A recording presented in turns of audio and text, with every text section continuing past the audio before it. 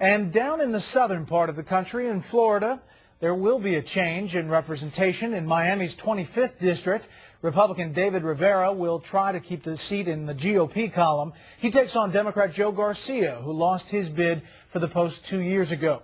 Correspondent Phil Keating reports determining who gets this job may come down to one word: Cuba.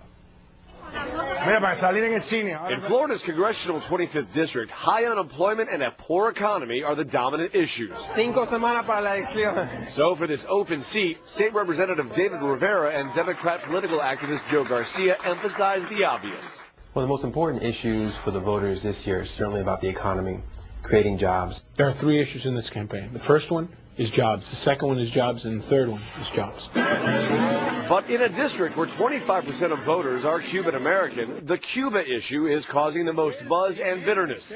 Both candidates are Cuban American, both support the trade embargo, but Garcia, the Democrat, supports liberalizing contacts between the nations, while Rivera, the Republican, prefers isolating Havana. Those folks in this community that are allies of the regime, that do business with the regime, that are business partners with the regime, those folks are supporting my opponent. Rivera even called Garcia a henchman for Fidel.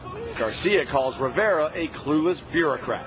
The only difference is that, unlike him, I've worked on the cause of Cuba for a quarter of a century. While he was on the government dole and working as a bureaucrat for the federal government, taking government jobs to pretend to be for Cuba, I was working for Cuba.